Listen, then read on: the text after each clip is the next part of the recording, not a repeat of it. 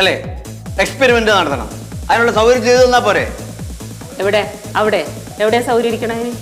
അതിനിപ്പോ നമ്മളിപ്പോ പശുവിനൊക്കെ കൊടുത്തല്ലേ ചേച്ചി, ഇപ്പൊ തൊഴുത്ത് ഒഴിഞ്ഞു കിടക്കല്ലേ, അവിടെ കൊടുക്കാം. തൊഴുത്തിൽ നിന്റെ അച്ഛനെ പിടിച്ചെടുത്ത മോനെ. അമ്മ എനിക്കില്ലേ കട്ടൻ ചായ? കൊച്ചുകുട്ടികളെ കട്ടൻ ചായ കുടിച്ച് ശീലിക്കണ നല്ല കാര്യമല്ല. അപ്പൊ ഇവൻ കുടിക്കുന്നോ? അവൻ കൊച്ചല്ലോ, അവൻ കിളവനല്ലേ. എന്നാ പിന്നെ അങ്ങനെ നടക്കട്ടെ, ഞാൻ നെയ്യാറ്റിക്കരെ പോണു.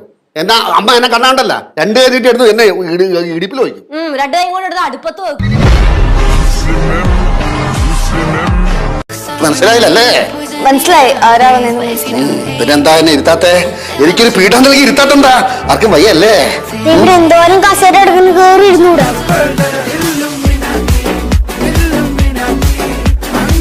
എന്നെ അടിച്ച് പഞ്ചറാക്കി അമ്മ.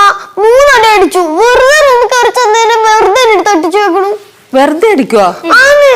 വിളി വിളി വിളി വിളി വിഷ്ണു ചേട്ടനെ വിളി. വിളി ബാലുവനെ. നീ വീട് എനിക്കറിയ. എടാ ബാലു.